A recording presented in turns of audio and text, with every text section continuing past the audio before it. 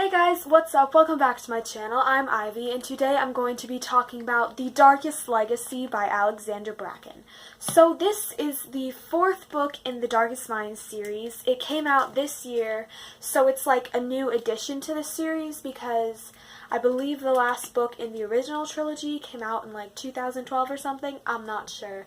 But anyways, if you have not read the original trilogy, please leave this video now because I'm about to spoil it for you if you don't, okay? So goodbye people who have not read the original series. This takes place 5 years after the end of In the Afterlight, so all the camps have been destroyed and all the kids have been freed, and there's an interim government, and Zoo, which is the protagonist of this story, is a government spokesperson, and so basically she's going like around different places and making speeches of whatever the government wants her to say. She's living with Kate and Nico, which is amazing because her family treats her like trash, but you know, it's fine because she has her new family now. She ends up being framed for a bombing, and so she has to run away because the news and everything is saying that she's a criminal, and that's bad, so she has to run away because obviously she did not bomb Penn State. She's on the run with Roman and Priyanka, these two characters that she just runs into, and then they end up together, and she does not trust them at all, but she can't seem to get away from them. They're on the run, trying to get away from the law, and this book is so good. The characters of this book are absolutely amazing. There's Zoo, and she is super loyal to whatever she believes is right.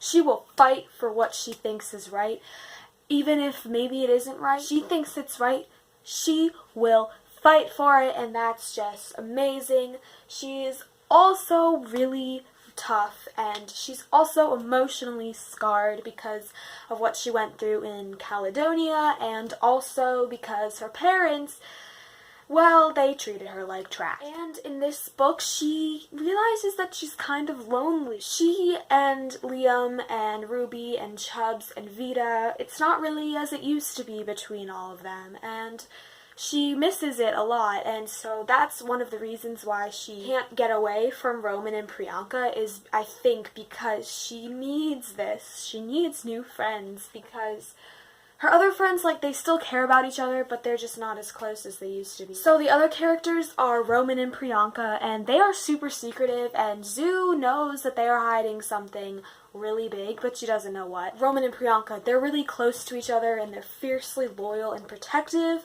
with each other, and Priyanka is so funny. She makes you laugh like every single time she opens her mouth, which is amazing. That is it for the non-spoilery section of this video. If you haven't read this book, what are you doing? Go read it right now. By people who have not read this beautiful book yet. Okay, so Zoo and Priya and Roman, they are kidnapped and in the back of a truck, but then they escape, and Zoo thinks that they were kidnapped because of her, so she feels kind of bad. Little does she know, it wasn't exactly for her, but we'll get to that later. So they escape and they're in this motel room, and Zoo figures out that she's like a wanted criminal, and then she calls up Chubbs. She's like, Chubbs, what do I do?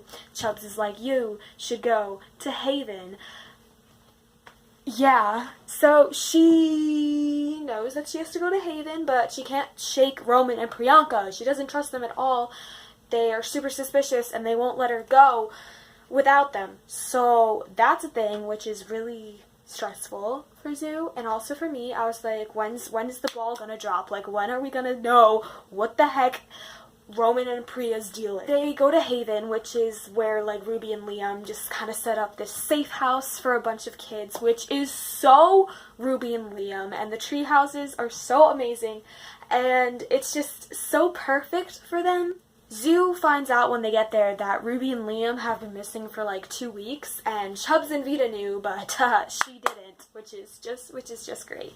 She's really mad about that, but she doesn't really have time because the phone that she took from the men in the truck is tracked. And so, okay, when they get to Haven, Zoo, like, sets Roman and Priya up to get captured and, like, thrown in, like, the cell because she doesn't trust them, but then they're the ones that say, like, turn off the phone, you dummy! So the phone is being tracked and they get attacked by these people, and Zoo is like, oh shoot, this is my fault, so she helps fight them off, and everyone is safe. We meet Lana. She can turn off people's powers. So she finds out that Lana is Roman's sister. Roman and Priyanka tell Zoo that they used to be part of the Scion Ring, but then they escaped. They had to leave Lana behind. I fully trusted them after this, okay? I thought, oh, that's it, like, I trust you now. It's because they're so dang likable. Like, I love Roman and Priyanka so much, so immediately when they told this story, I was like, yep, I had no reason to doubt them. I mean, they're so lovable, and I don't know. I fell for this so hard. Zoo fully trusts them now too, so they decide to look for Ruby together because Priya and Roman think that Ruby can help them with the Lana situation, and they end up at Clancy's house. There are rumors now that Zoo is the leader of the Scion Ring, and that she's a terrorist. So at Clancy's house, Clancy, like, is eating breakfast and, like, reading the newspaper, and it's so awkward.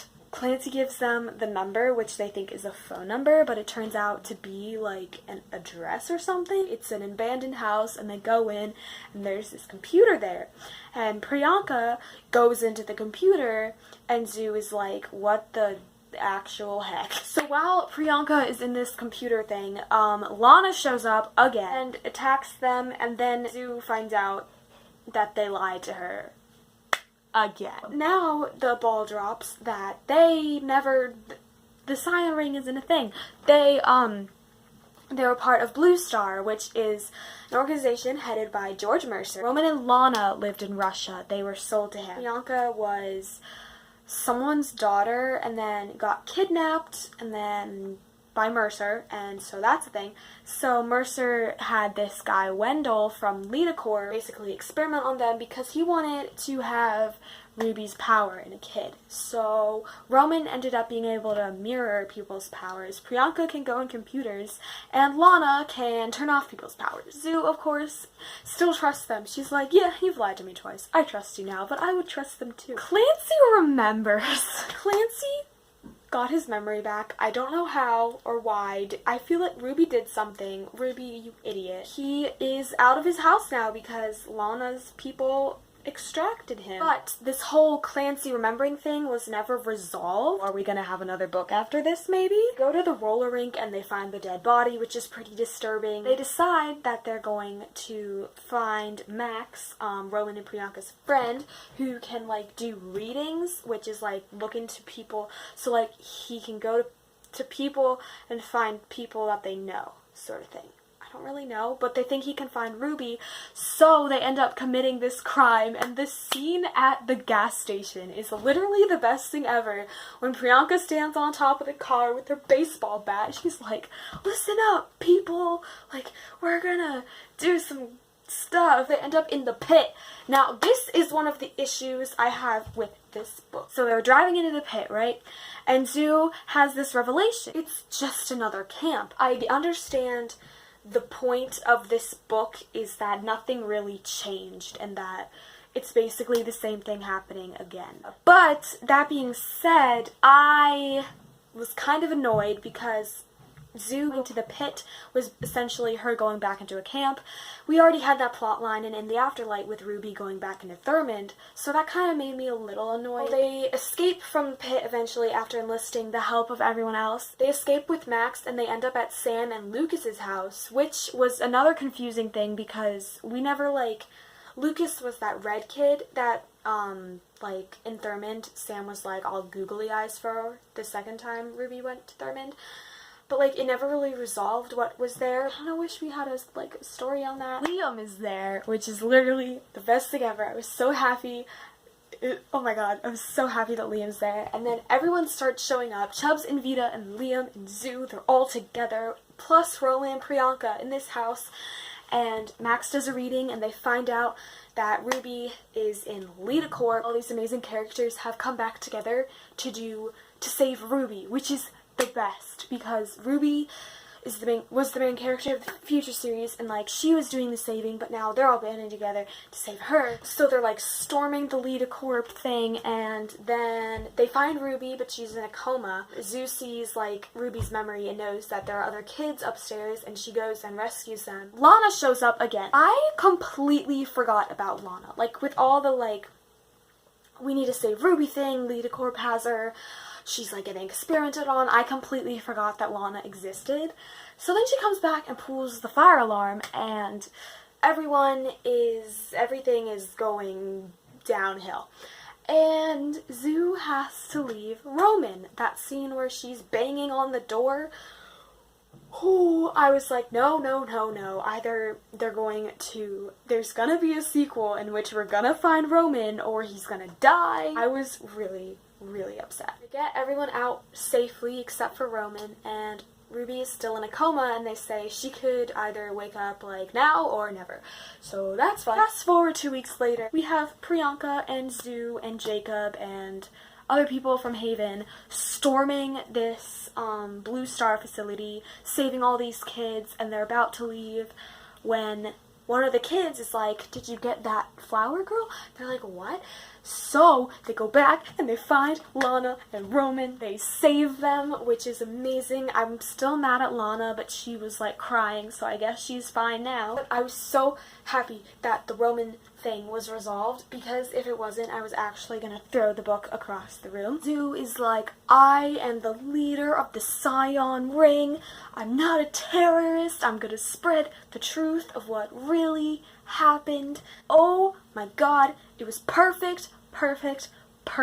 Okay, what was not perfect though? They're running off into the sunset, right? And then we get a text from Chubbs with a picture of Ruby awake from her coma. And then it ends. The whole book was Zoo trying to find Liam and find Ruby. And she finds Liam, and they do this whole thing where they're going to rescue Ruby, and they rescue her, and she's in a coma. But we don't even get to see her talk with Zoo. Like, Zoo doesn't even get to interact with her. And I was like really sad, because how hard would it be to have some Zoo Ruby talking? I was just really kind of disappointed about that. But overall, I love this book so much. I gave it a 4.5 out of 5 stars. This was so amazing. The characters are so amazing. I'm in love with Roman and Priyanka. They're like my best friends now. The message of that your voice matters and all that jazz, and that you need to use your voice, was amazing. Everything was amazing except for the similar plotline thing, Ruby not having like an actual wake-up scene, which stunk. The Lucas thing not being resolved, and also the Clancy thing not being resolved. But maybe there will be another book after this, so maybe it's okay. Thank you guys so much for watching. That's it for today's video. I hope you enjoyed it. Yes, this is amazing. You should read it. Yeah. See you guys next time with another video.